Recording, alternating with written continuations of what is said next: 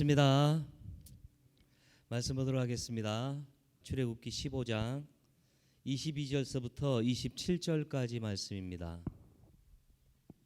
우리 전체 내용을 좀 이해하시면서 우리가 교독하도록 하시겠습니다. 22절입니다.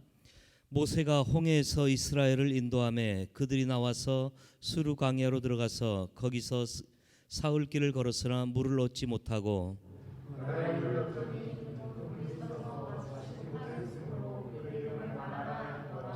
백성이 모세에게 원망하여 이르되 우리가 무엇을 마실까 하매 모세가 여호와께 부르짖었더니 여호와께서 그에게 한 나무를 가리키시니 그가 물을 던지니 물이 달걀이었더라. 거기서 여호와께서 그들을 위하여 복도와 율례를 정하시고 그들을 시험하실세. 이르시되 너희가 너희 하나님 나 여호와의 말을 들어 순종하고 내가 보기에 의를 행하여 내 계명에 귀를 기울이며 내 모든 규례를 지키면 내가 애굽 사람에게 내린 모든 질병 중 하나도 너희에게 내리지 아니하리니 나는 너희를 치료하는 여호와임이라. 같이 읽습니다. 그들이 엘림에 이르니 거기에 물샘 12과 종려나무 70그루가 있는지라. 거기서 그들이 그 물 곁에 장막을 치니라. 아멘. 오늘 설교 제목은 홍해에서 엘림까지입니다. 지금 본문은 15장 후반절인데 14장 출애굽기 14장의 내용은 홍해를 건너는 사건이 나오죠. 그리고 나온 후에 15장 1절서부터 18절까지는 이 위대한 하나님의 구원과 행하심에 대한 모세의 노래가 나옵니다. 그래서 모세는 홍해를 건너게 하신 그 하나님의 은혜에 대해서 찬양하는 노래를 부르죠. 그리고 19절서부터 21절까지는 모세의 누나인 미리암이 하나님께서 홍해를 건너게 하신 것에 대한 기쁨과 감사의 노래가 또 나옵니다. 앞은 깊은 홍해가 가로막고 있고 뒤에서는 애굽의 전차 부대가 뒤쫓고 있고 그런 위기의 순간 가운데서 사면초가의 상황 가운데 놓여 있는데 출애굽 이 공동체의 운명이 지금 사면초가입니다. 앞에는 지리적으로 홍해라는 바닷가에 딱 막혀 있고 뒤에는 애굽 군대가 쫓아오고 있는 어찌할 줄 모르는 그러한 상황이었습니다. 그런데 하나님께서 마지막 순간에 모세를 통해서 극적으로 홍해를 가르시죠. 그리고 바다 한가운데 큰 길을 내신 다음에 그 모세와 출애굽한 수백만의 모세를 따르는 백성들이 안전하게 홍해를 건너게 하시고 그리고 칼과 창으로 무장한 애굽의 이 강한 군대는 그들의 눈앞에서 다 바다 물속에 수장시키신 하나님의 구원의 역사였습니다. 한번 상상해 보시기 바랍니다. 우리가 글로 읽으니까 이것들이 그렇게 큰 감흥이나 정서적으로 잘 다가오지 않을 수 있는데 현장에서 이 놀라운 장면, 정말로 죽음의 위협이 공포에 휩싸여 있고 두려움에 휩싸여 있는 이 백성 앞에서 이 놀라운 구원을 이끄신 그 하나님, 이 놀라운 장면을 지켜봤던 이스라엘 백성들은 그들은 말로는 도저히 표현할 수 없는 이 놀라운 기적의 현장 속에서 얼마나 흥분했었겠습니까? 그냥 모세와 미리암의 노래로는 끝나지 아니하고 모든 사람이 백이면 백 그 장면을 보면서 이거는 하나님이 아니고서는 도저히 할 수 없는 그러한 기적의 현장들을 바라보면서 모두가 다 하나님이 하셨다라고 찬송하며 그런 축제 이상의 것이었을 것입니다. 그래서 15장 1절부터 21절까지는 이 기쁨의 노래를 부르는 것입니다. 그런데 22절서부터 이 분위기가 반전되기 시작하는데 방금 전까지 그렇게 축제였고 기뻤고 흥분됨의 날들이었지만 며칠이 안 돼가지고 이 분위기가 다시 반전되는데 기적적으로 홍해를 건너고 그들을 뒤쫓던 애굽의 군대가 수장되는 걸 목격하면서 감사와 기쁨의 노래를 부를 때는 좋았는데 불과 사흘 만에 물이 없습니다. 물이 없어서 고통을 겪게 됩니다. 홍해의 기적을 맛봤던 그리고 누렸던 이 큰 행복이 불과 3일 만에 끝나버린 것입니다. 여러분 같으면 어떻겠습니까? 그들이 출애굽할 때 뭐 물이나 이런 것들을 쌓아왔겠죠. 그런데 출애굽한 다음에 큰 우리가 기도했던 대로 그들이 기도하고 기대했던 대로 하나님이 홍해를 가르시고 그들을 위기 가운데서 건져내셨습니다. 모든 백성이 학살당하거나 죽어야 되는 그 상황 가운데서 하나님께서 건져내셨습니다. 누가 봐도 하나님의 역사였습니다. 기뻤죠. 노래를 부릅니다. 예배가 뜨겁습니다. 찬양을 합니다. 그런데 3일을 그 기쁨 가운데서 걸어가는데 그들이 들고 나왔던 이 물들, 준비했던 물들이 이제 다 떨어져 가는 시간이에요. 근데 3일 길을 걸어가는데도 이제 물이 없습니다. 사막 한가운데를 지나갑니다. 그리고 그들은 이 수르 광야의 길을 걸어야만 했습니다. 홍해를 나와서 첫 번째 갔던 길이 바로 수르 광야라는 광야길을 걸어갔습니다. 22절과 23절 말씀에서 모세가 홍해에서 이스라엘을 인도하며 그들이 나와서 수르 광야로 들어가서 거기서 사흘 길을 걸었으나 물을 얻지 못하고, 수르라는 말은 바위라는 말을 가지고 있죠. 바위라는 뜻을 가지고 있습니다. 온통 그 광야길이 바위처럼 이 돌짝밭들입니다. 걷기도 힘듭니다. 그런 힘든 광야길을 걸어가고 있습니다. 그들이 사흘길을 걸어갔지만 물을 얻을 수가 없었고, 여기서 사흘길이라고 얘기할 때는 이스라엘 백성이 애굽에서 가져온 물이 다 떨어질 때가 되었다라는 것을 말하죠. 그들이 걸어야만 했던 이 수르 광야의 과정, 하나님께서 이스라엘 백성이 이 수르 광야를 지나가면서 그들이 의지하던 것을 다 바닥나게 하시고 비우게 하시는 과정이라고 말씀드릴 수 있어요. 사람이 보통 힘든 사막이나 힘든 여정을 걸어갈 때 다른 건 몰라도 물만 있으면은 가장 필수적인 게 물이죠. 그래서 물을 챙깁니다. 그리고 이걸 의지하게 되어 있습니다. 이스라엘 백성에게도 그들이 걸어가야 될 길이 광야라는 거 알고 있습니다. 가나안까지 가는 여정, 홍해를 건너서 첫 번째 만나는 과정이 바로 수르 광야를 통과해야 되는 것이었는데, 이 사흘길을 걸어가다 보니까 물을 얻지 못하는 것이었습니다. 그들이 의지하였던 것들 다 떨어졌습니다. 그들이 가지고 있는 것이 없습니다. 우리는 이 과정을 보면서 그들이 하나님께서 왜 이들을 수르 광야를 지나가게 하셨을까? 우리는 보면서 우리는 그렇게 해석할 수 있죠. 그들이 의지하던 것을 바닥나게 하시고 가지고 있던 것들을 비우게 하시는 과정이라는 것이죠. 우리는 언제든지 우리의 손에, 우리의 호주머니에 무언가가 있다면 우리는 그것을 의지합니다.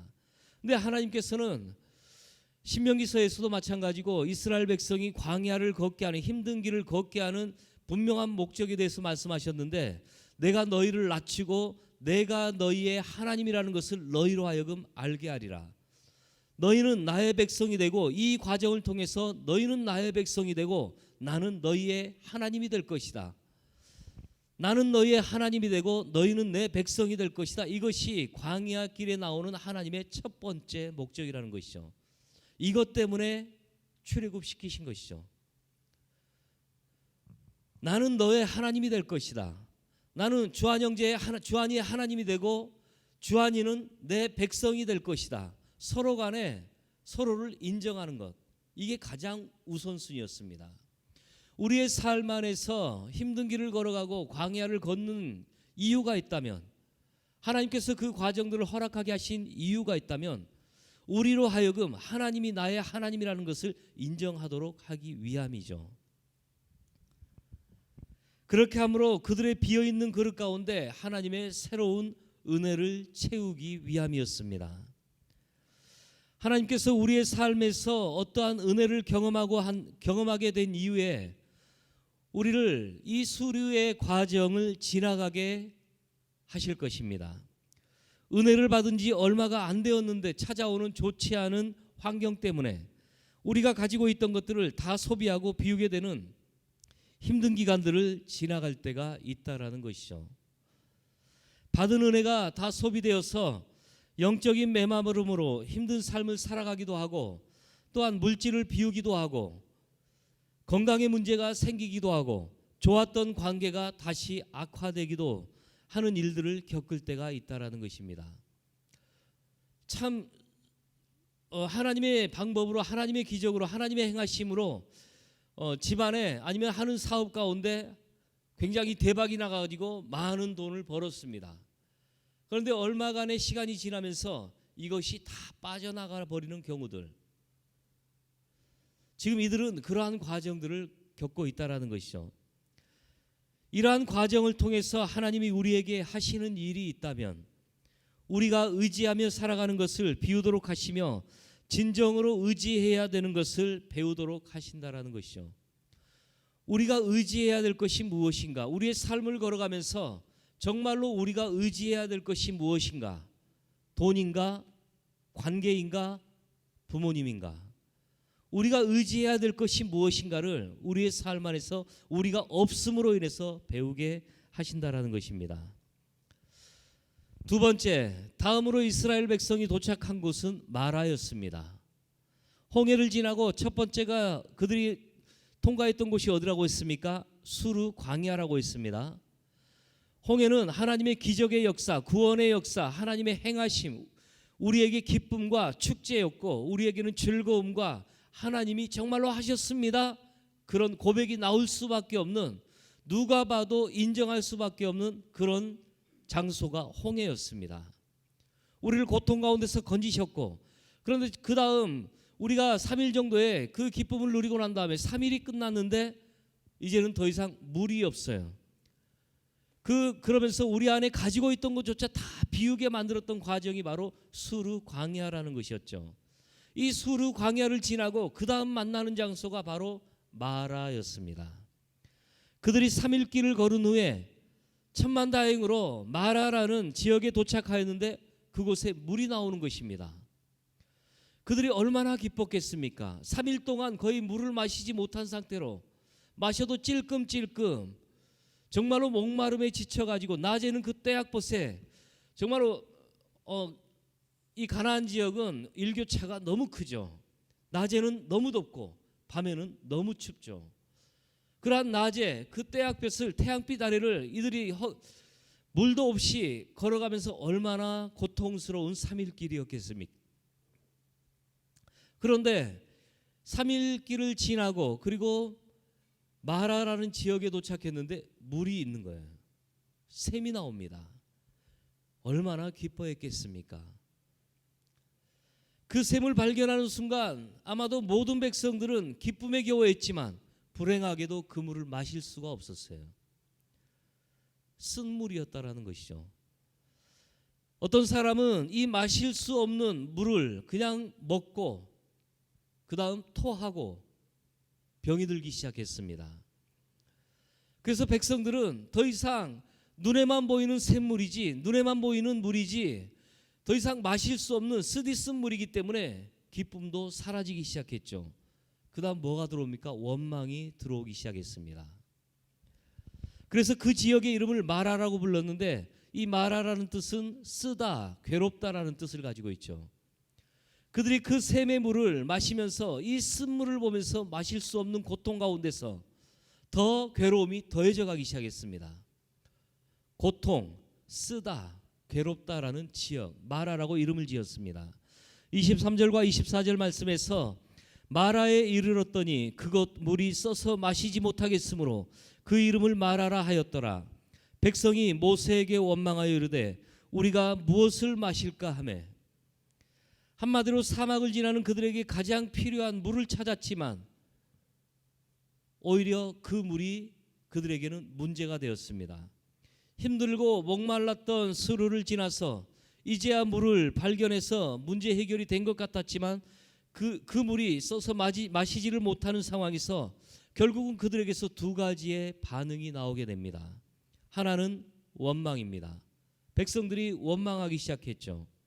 홍해를 지나서 참다가 수르에서도 불평하지 않았는데 이 수르에 물이 없어서 마시지 못하는 고통 가운데서도, 떼약빛을 지나가는 고통 가운데서도 불평하지 않았습니다. 그런데 물을 딱 보았는데 마실 수 있는 물인 줄 알고 물을 먹었더니만은 사람들이 병들어가기 시작합니다. 그리고 나서 그들 안에 좌절과 절망이 찾아오기 시작하면서 나타났던 백성들의 첫 번째 반응이 바로 원망이었다라는 것이죠. 불평이었습니다. 애굽에는 물이 있었는데 우리를 건져내서 광야에서 죽게 하시려고 건져내었냐? 너 우리를 이렇게 하려고 인도했냐? 모세에게 원망하고 있는 것이죠. 뭐 이런 그러한 백성이 모세를 향하여 원망해 우리가 이제 무엇을 할 거냐? 뭘 먹을 거냐? 뭘 마실 거냐? 따지면서 지금 불평하고 있습니다. 그런데 우리는 원망은 아무런 도움도 상황도 변화시키지 못한다는 것쯤은 아마 우리 모두가 다 알고 있을 거라고 생각합니다. 원망. 또 하나의 반응은 기도였죠. 원망하는 이스라엘로 말미암아 모세가 하나님께 기도할 때 놀라운 일이 일어났는데 이 쓴물이 단물로 변한 것입니다. 25절에서 모세가 여호와께 부르짖었더니 여호와께서 그에게 한 나무를 가리키시니 그가 물에 던지니 물이 달게 되었더라. 여러분 여기서 두 반응이 나오죠. 백성들은 이 환경 앞에서 똑같은 환경 앞에서 원망했습니다. 그렇지만 모세는 부르짖어서 기도했다라는 것입니다. 백성들은 마라의 쓴물 앞에서 원망을 하고 자신들의 처지를 비판했지만 애굽에는 물이 풍부했는데 비판했지만 모세는 오히려 그 환경을 가지고 하나님 앞에 나아가서 기도했다라는 것입니다. 원망은 문제를 해결하지 못하지만 기도는 상황을 변화시킬 수 있는 줄을 여러분 믿으시기 바랍니다. 우리 청년부에서도 그렇죠. 어떠한 똑같은 환경 가운데 있을지라도 많은 사람들, 일반 멤버들은 현재의 환경을 보면서 원망을 한다라고 할지라도 할 수 있죠. 그렇지만 진정한 리더는 그 상황 속에서 원망을 기도로 바꿀 줄 알아야 된다는 것입니다. 리더는 하나님의 소망을 보는 사람이죠. 리더는 악한 환경, 어둠 가운데서 빛을 바라보는 사람입니다. 그래야 백성들을 끌고 갈 수가 있는 것이죠. 이스라엘의 200만의 백성들은 250만의 백성들은 모세 앞에서 모세를 원망하며 하나님을 불평했습니다. 그렇지만 이 모세라는 지도자는 오히려 이 상황을 가지고 하나님 앞에 나아가서 기도하기 시작했다라는 것입니다. 이 한 사람의 기도가 그 상황을 바꿔버린다라는 것입니다. 여러분 정말로 우리 회장부터 청년부를 이끌어가는 우리 리더들은 같은 상황일지라도 하나님 앞에 기도하셔야 소망을 볼 수가 있습니다. 소망을 본 자가 소망을 말해줄 수 있다라고 했습니다. 맞습니까? 리더가 하나님으로부터 소망을 본다면 리더는 그 청년부 안에 아니다라고 얘기할 수가 있는 것이죠. 지금의 상황이 힘들고 어려울지라도 하나님은 분명히 우리의 눈에 보이지는 않지만 하나님은 예비하심과 준비하심이 있다라는 것을 믿음과 확신 가운데서 소망을 심어줄 수가 있다라는 것입니다. 그것이 지도자이고 그것이 리더인 것이죠. 멤버들의 불평에 그들의 함몰되어 가지고 같이 동화되어 가지고 같이 한다면은 그 공동체는 어디로 가겠습니까? 모두가 다 같이 눈에 보이는 것만을 바라보고 불평하고 원망하고 있다면 그 공동체는 결국은 갈 수 있는 곳이 어디겠습니까? 방향이 없어지는 것입니다. 그래서 하나님께서는 리더를 세우는 것입니다. 이해되십니까? 하나님께서 리더를 세우신 이유입니다. 여러분, 기도한다라는 것은 단순히 앉아서 기도한다라는 것을 의미하는 것이 아니죠. 기도해야 우리가 무엇을 해야 되는지를 알게 된다라는 것을 의미하는 것입니다. 앞이 보이지 않는 상황, 어둠 가운데서 빛이 보이지 않는 상황에서 우리가 무엇을 해야 될지 정말로 알고 싶습니까? 그 답을 알고 계시는 분은 하나님이시죠. 하나님은 전지하신 분이라고 했습니다. 모든 지식을 다 가지고 계신 분이십니다. 그분 그 하나님 앞에 나아갔을 때에 하나님은 가야 될 길을 보여주시는 분이십니다. 기도는 모든 문제의 답을 가지고 있는 하나님께 듣는 것인데 나의 상황을 말씀드리고 하나님의 뜻이 무엇인지를 듣는 것을 우리는 기도라고 얘기하는 것이죠. 이처럼 모세는 기도한 후에 하나님의 음성을 듣는데 어떠한 반응을 보입니까? 여호와께서 그에게 한 나무를 가르치시니. 모세가 하나님의 음성을 직접 들었을 수도 있었을 것입니다. 아니면은 기도한 후에 어떤 지혜가 떠올랐을 수도 있었을 것입니다. 아무튼 확실한 것은 기도한 후에 답을 찾았다라는 것이죠. 기도한 후에 생각지도 않았던 한 나무가 그의 눈에 들어오기 시작했습니다. 기도하기 전에는 그 앞에 나무가 없었던 게 아니고 나무가 있었죠. 근데 그때만 해도 기도하기 전까지는 이 나무가 아무런 의미가 없었습니다. 그런데 기도한 후에 그 나무가 눈에 보이기 시작하고 눈에 들어오기 시작했다라는 거예요. 여기서 중요한 것 한 가지를 알 수가 있죠. 25절 말씀 같이 한번 읽어보도록 하겠습니다. 25절 같이 읽습니다. 25절 시작. 모세가 여호와께 부르짖었더니 여호와께서 그에게 한 나무를 가리키시니 그가 물에 던지니 물이 달게 되었더라. 거기서 여호와께서 그들을 위하여 법도와 율례를 정하시고 그들을 시험하실세. 그들을 시험하신다라고 했습니다. 그들을 시험하실세. 이 말씀이 나오는데 마라의 쓴물 앞에서 하나님은 지금 이스라엘의 신앙을 점검하고 계십니다. 무엇을 시험하실세? 그들의 순종에 대해서 시험하시고 계시는 것이죠. 순종의 결과 애굽에서 겪었던 질병을 하나도 겪지 아니하도록 약속하시겠다는 것이고, 여기에서 그 유명한 말씀인 여호와 라파, 치료하시는 여호와라는 하나님의 이름이 처음으로 등장합니다. 나는 너희를 치료하는 하나님이시다라는 이 치료하신 하나님 여호와 라파라는 이 하나님의 이름이 성경에서 여기서 처음으로 등장하게 되는 것이죠. 이 시점에서 이스라엘의 순종을 확인하지 않고는 가나안까지 긴 여정을 가기가 어려웠다라는 것입니다. 백성들의 지금 믿음이 흔들리고 있어요. 수르를 지나면서 그리고 마라에 이르렀는데 그들이 이 쓴물을 보면서 그리고 그냥 무심코 그냥 대뜸 마셨던 사람들은 병이 나기 시작하고 배탈이 나기 시작하고 문제가 생기기 시작하면서 그들 안에 원망과 불평이 모세와 하나님을 향해서 나타나기 시작했는데, 하나님은 이 상황 가운데서 한 가지를 시험하기 시작했습니다. 과연 이들을 데리고 정말로 끝인 목적지인 가나안까지 갈 수가 있을까? 아직도 39년, 40년이라는 시간이 아직도 남아있는데 벌써부터 지금 불평과 원망이 일어나고 있습니다. 정말로 이들을 데리고 가야 되는데 다시 한번 이들의 믿음을, 이들의 마음을 다시 한번 새롭게 하기를 원했습니다. 그래서 그들을 시험하실세라고 얘기하고 있는 것이죠. 하나님과 이스라엘 백성 사이의 언약이 무엇입니까? 아까도 말씀드렸듯이 이들을 출애굽시켰던 궁극적인 목적이 무엇이었습니까? 나중에 제가 한 번 더 물어보겠습니다. 그때 대답하시기 바랍니다. 출애굽의 목적이 무엇입니까? 가나안 땅이요. 맞죠? 지리적으로는. 그렇지만 더 중요한 것, 그것은 바로 하나님이 그들의 하나님이 되고 그들이 하나님의 백성이 되도록 하는 것입니다. 저를 따라서 하겠습니다. 하나님이 그들의 하나님이 되고 그들이 하나님의 백성이 되도록 하는 것. 여러분, 이게 광야를 지나가게 하는 가장 궁극적인 목적이죠.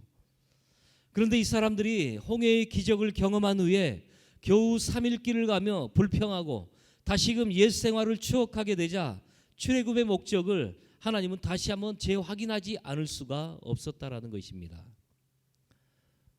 우리는 계속해서 우리의 비전에 대해서, 공동체가 가야 될 비전에 대해서 리더들은 계속적으로 공동체에게, 멤버들에게 각인을 시켜줘야 되는 것이죠. 원래 하나님의 표가 무엇입니까?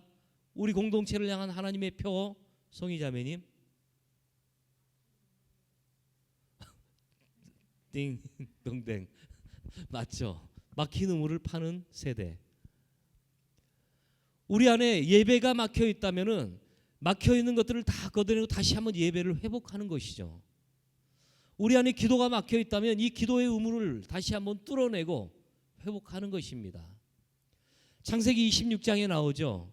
아브라함 시대 때 팠던 우물, 100년이 지난 다음에 이삭에게 그것이 물려됐는데 근동 지방, 그러니까 가나안 지역, 즉 중동 지방은 이 무더운 지역이죠. 목축업을 합니다. 그런데 유목민들에게 있어서 제일 중요한 것이 뭐라고 했습니까? 우물이라고 했죠. 우물을 소유한 자가 그 근처에 강한 자가 되었습니다. 내가 우물을 소유하고 있으면 우물은 부의 상징이었습니다. 부자의 상징이죠. 내가 우물을 가지고 있으면 모든 동물들과 식물들이 이 우물로부터 나오는 물로 인해서 그 주변으로 몰려들게 되어 있습니다. 우물이 없는 사람은 우물을 가지고 있는 사람의 영향력 아래에 들어가는 것이죠. 거부가 되는 것입니다. 아브라함처럼 이삭도 마찬가지로 아브라함의 우물을 가지고 있었기 때문에 그 당시에 그 사회 블레셋 땅에서 거부였습니다. 부자였습니다. 그런데 블레셋 사람들이 시기하죠. 이방인이, 자기 백성도 아니고 이방인이 이 땅에서 100년 동안 살면서 영향력을 끼칩니다. 시기하고 질투가 일어납니다.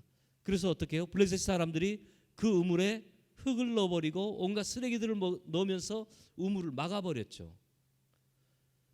그 우물을 막아버리자 우물을 통해서 맑은 물이 흘러나와서 생명을 공급해 주던 이 물이 나오지 않자 블레셋 사람들과 이삭의 종들이 이제 싸우기 시작하고 가는 곳마다 막힌 우물들을 다시 파기 시작하죠. 어둠의 세력들이 우리가 예수를 믿는 순간 예배라는 우물을 우리에게 주셨습니다. 예배가 본질이 아니죠. 계속 반복합니다. 신앙의 본질이 뭐라고 있습니까? 형식과 본질이 있다라고 했죠. 자, 신앙의 질문. 예배는 형식이다, 본질이다. 큰 소리로. 형식이다, 본질이다. 기도는 형식이다, 본질이다. 다시 한번요. 자신감이 없습니까? 제가 진짜 많이 얘기했는데. 말씀을 읽고 묵상하는 것은 신앙의 형식이다, 본질이다. 자, 나머지 분들은 처음 듣는 걸로 하겠습니다. 다 형식입니다. 신앙의 형식이에요.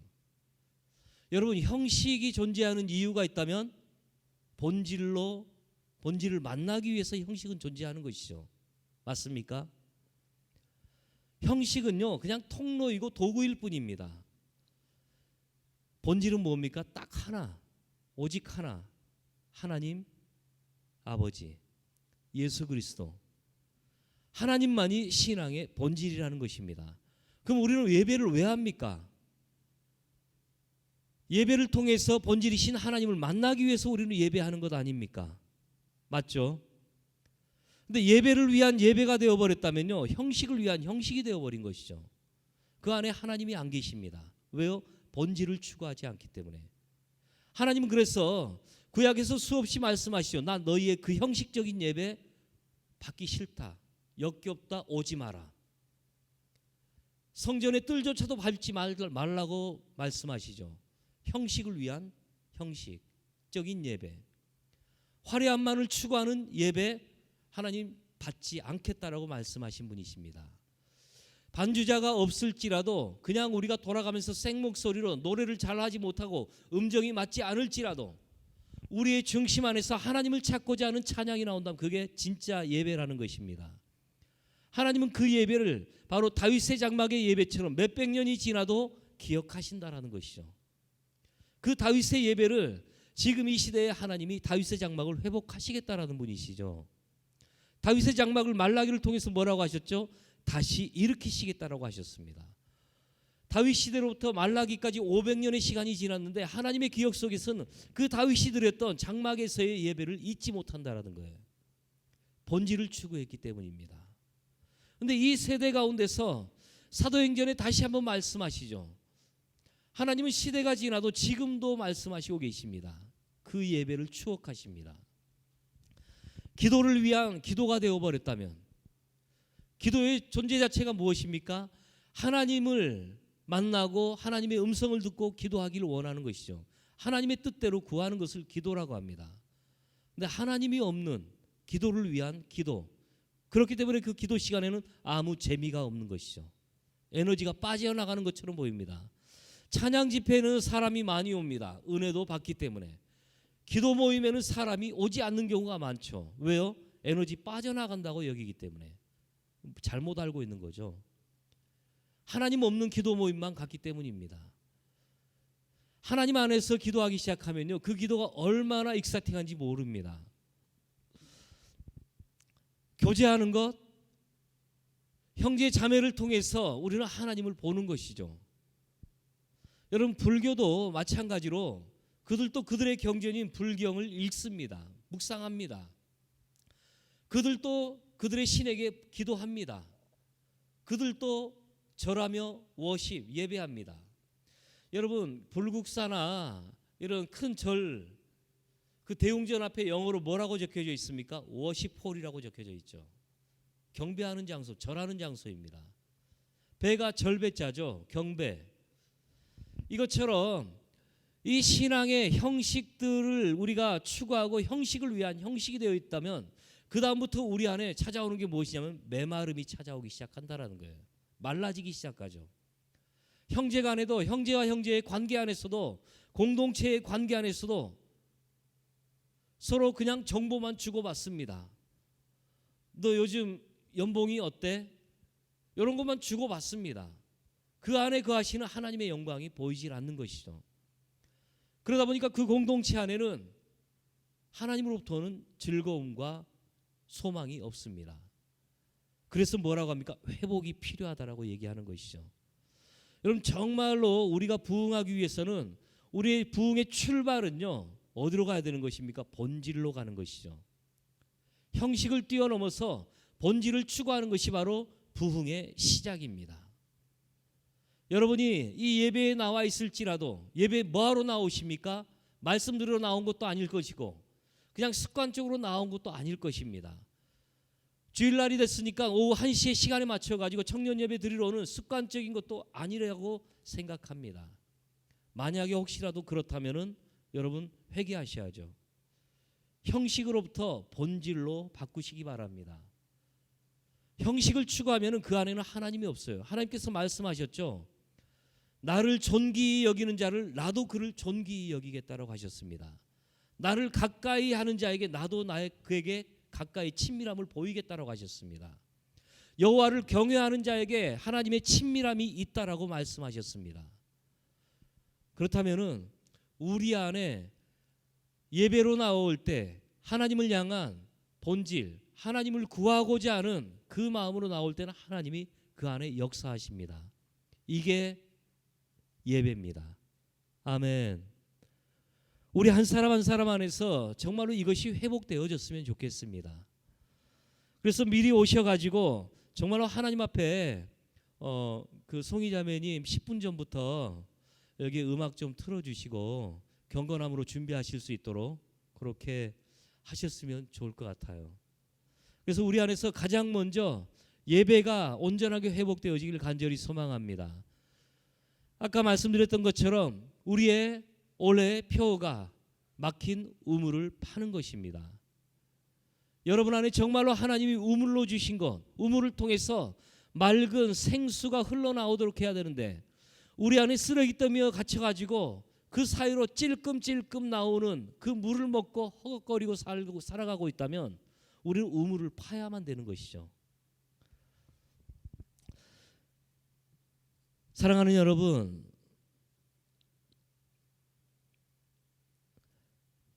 하나님은 우리의 삶을 계획하시고 그것을 성취하시기 위해서 우리와 함께 하시며 우리를 인도하시는 분이십니다. 그런데 우리는 하나님의 뜻에 순종하면서 하나님의 뜻대로 살아가기를 애쓰는가? 아니면 내 욕심과 내 재미를 위해서 하나님의 뜻이 무엇인지를 알고 있음에도 불구하고 그것을 애써 외면하려고 하고 있는가? 하나님과 나 사이에, 우리 사이에 맺혀진 언약은 바로 하나님은 나의 하나님이 되고 나는 하나님의 백성이 되는 것. 이것이 바로 하나님과 내 사이, 우리 청년부 사이에 맺어진 언약이라는 것입니다. 언약은 서로에게 권리와 의무를 가지고 있습니다. 약속이란 그렇죠. 권리와 의무가 있습니다. 여러분이 무슨 만약에 커서 부동산을 계약한다. 권리와 의무가 있죠. 언약은 계약을 하는 것입니다. 하나님도 우리와 계약 관계예요.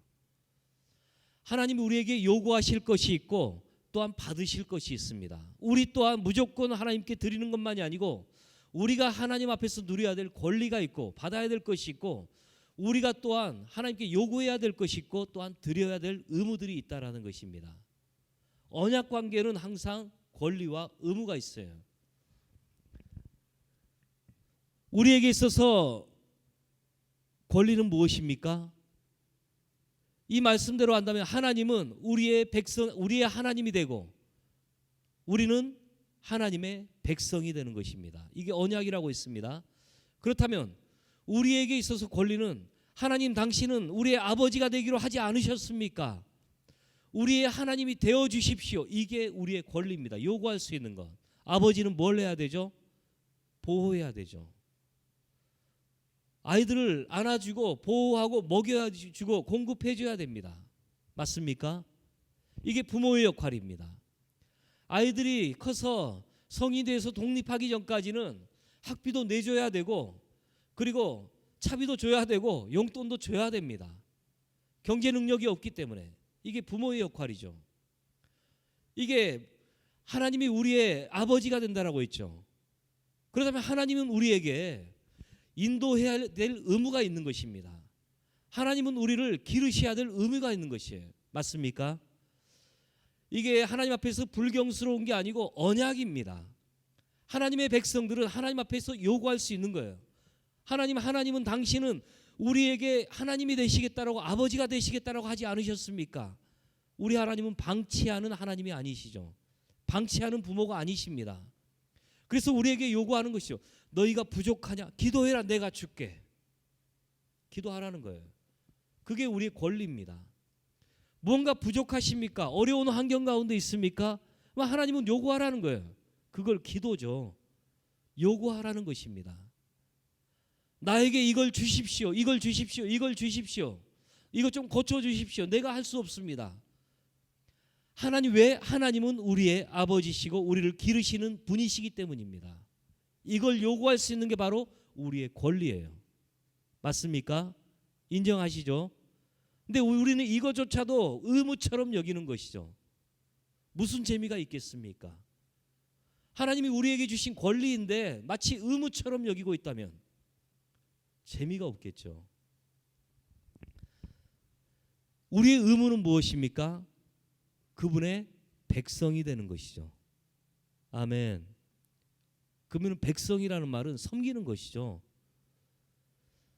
하나님의 백성으로서 마땅히 예의를 갖추고 예배해야 될 거 예배해야 되고 하나님을 따라가도록 하는 거, 말씀에 순종하는 거 순종해야 되는 것이고 이것이 우리의 의무입니다.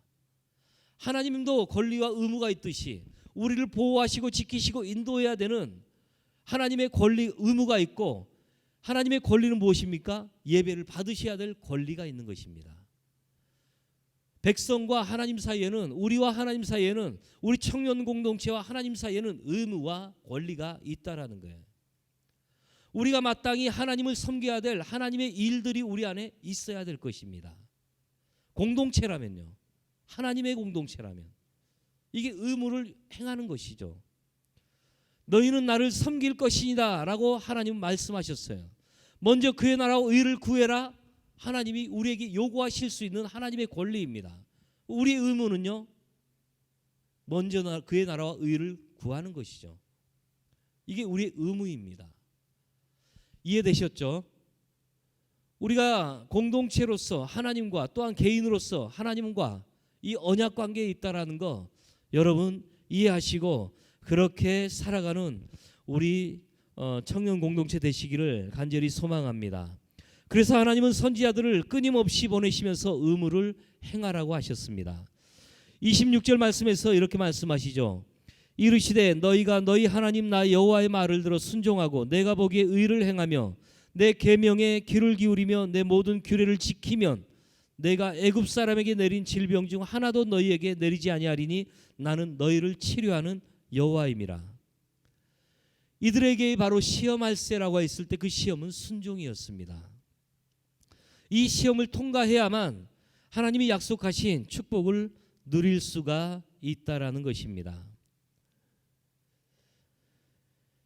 여러분, 홍해가 열리고 마라의 우물이 변하던 그 순간 잊지 않고 여전히 함께 하시는 하나님을 신뢰한다면 그때 우리는 완전하게 일어나게 될 줄로 믿습니다.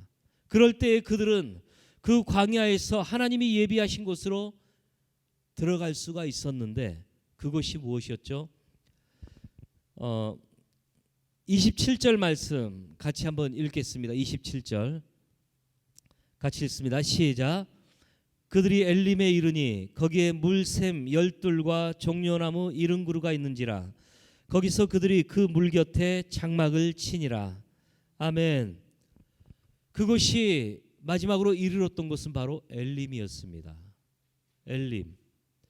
이스라엘 백성이 마라를 떠나서 남쪽으로 약 10km 정도 왔을 때 도달한 곳이 바로 엘림이었다라는 것이었습니다. 이스라엘의 지리적으로 마라로부터 남쪽으로 10km 정도 떨어진 곳이 엘림이었습니다. 불과 10km 남쪽입니다. 그런데 전혀 마라에 있던 이 백성들은 처음 가는 길이었기 때문에 예측할 수 없는 그러한 것이었죠. 그들이 엘림에 이르니 거기에 물샘 열둘과 종려나무 70그루가 있는지라. 여러분, 마라에서 그들이 원망하기까지 했던 그 어려움이 무엇이었습니까? 물이 없음으로였죠. 물이 없음으로 하나님을 원망하기 시작합니다. 불평하기 시작해요. 그런데 불과 10km 뒤에 큰 오아시스가 있는 것입니다. 햇볕을 피할 수 있는 70그루의 나무가 있습니다. 70그루의 나무가 있습니다.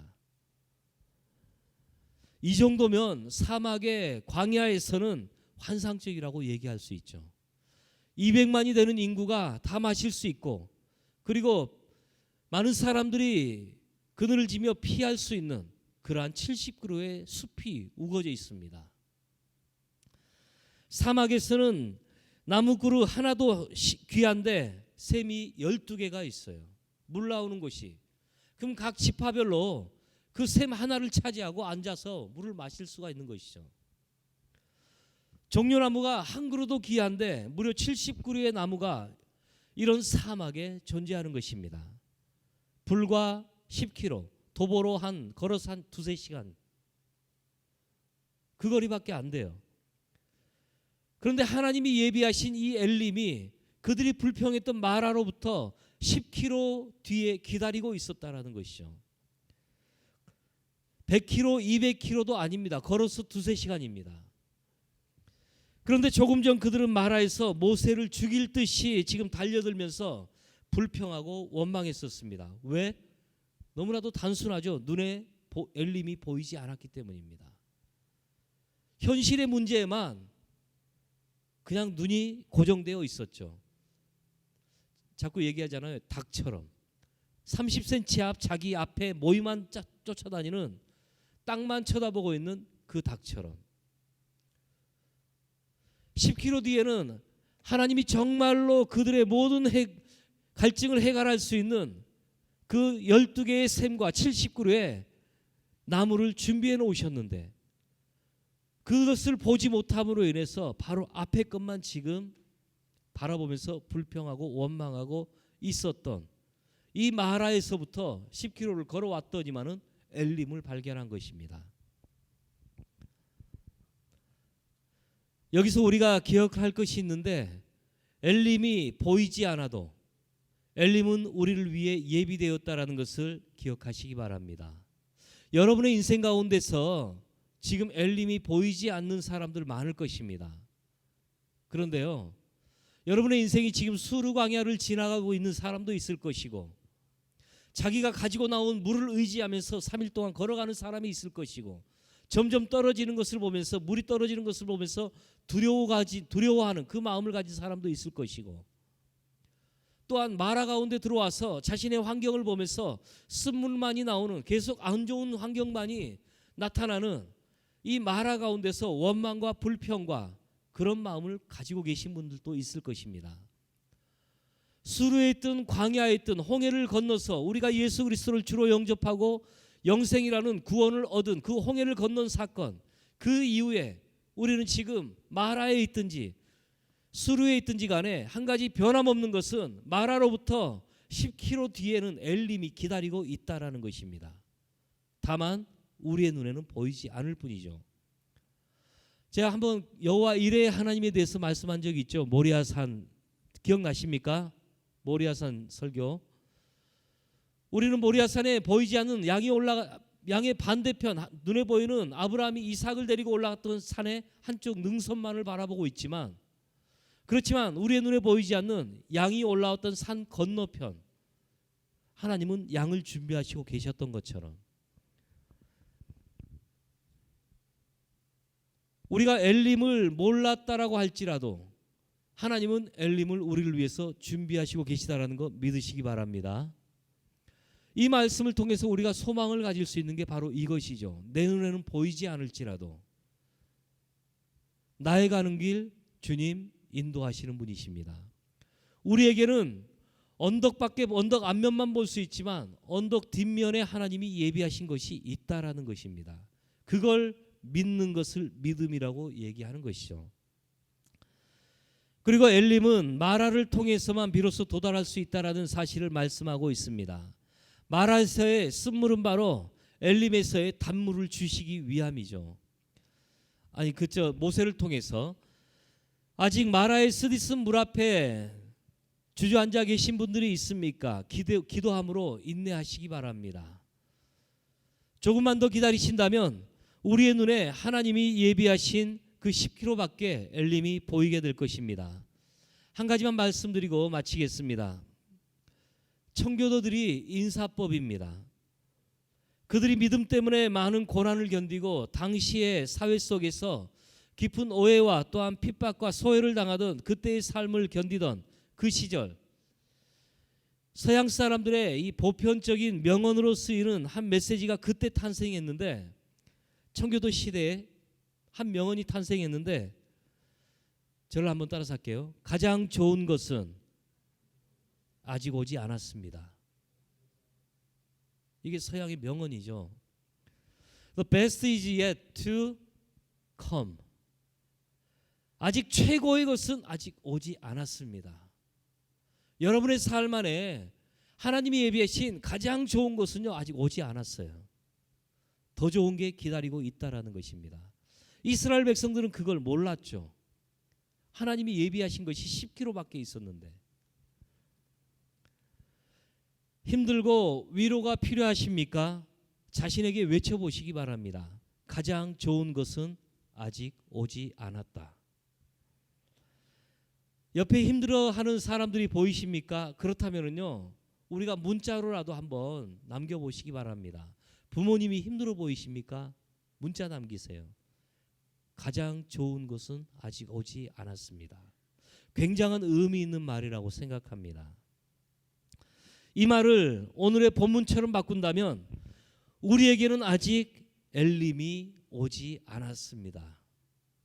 그렇게 얘기할 수 있죠. 뒤집어서 얘기한다면 엘림이 우리를 기다리고 있습니다 라고 얘기할 수 있겠죠. 우리는 마라의 쓴물 앞에서 우리의 신앙을 점검하시기 바랍니다. 우리의 신앙이 다시 한번 어떠한지, 형식에 치우쳐 있는지, 본질로 가고 있는지, 순종하고 있는지, 아니면 기독교의 신앙에 겉멋만 들어있는지, 무늬만 기독교인인지, 신앙을 다시 한번 마라의 쓴물 앞에서 우리는 점검하셔야 됩니다. 마라의 쓴물을 허락하시는 이유가 바로 그걸 점검하라는 것이죠. 홍해의 기적도, 수르의 광야도, 또한 마라의 쓴물도 하나님의 계획 속의 하나입니다. 엘림의 샘과 그늘도 하나님이 예비하심 가운데 있는 하나인 것을 우리가 믿기 때문에 우리가 광야에 걸을지라도 하나님과 동행하게 될 것임을 믿습니다. 아무쪼록 마라와 같은 상황 속에 우리가 있다면 우리의 눈에는 보이지를 않지만 거기로부터 2시간 거리에 하나님이 예비하신 엘림이 있다라는 것을 믿음의 눈으로 바라보시면서 견디고 소망으로 걸어가는 우리 모두가 되시기를 주님의 이름으로 축복합니다. 너무 늦어서 제가 기도하고 마치겠습니다. 하나님, 오늘 이 말씀을 통하여 우리의 신앙의 여정 속에서 어떠한 태도로 살아야 할지를 말씀해 주셔서 감사드립니다. 지금 우리의 눈에는 보이지를 않지만 우리를 위해 엘림을 예비해 두신 하나님의 은혜를 믿는 우리 모두가 되게 하여 주시옵소서.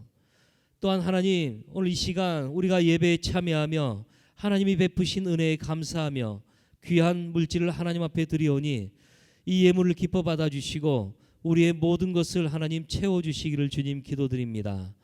지금은 우리 주님 예수 그리스도의 은혜와 하나님 아버지의 놀라우신 사랑하심과 성령님의 인도하심과 함께하심이 구원의 홍해를 건너고 메마른 수르 광야를 지나 마라의 쓴물을 경험하여 하나님이 예비하신 엘림으로 가는 여정 중 한 곳에 서서 하나님의 인도하심을 구하는 이곳에 모인 우리 모든 청년들 위해 지금부터 영원토록 함께 하시기를 간절히 축원하옵나이다.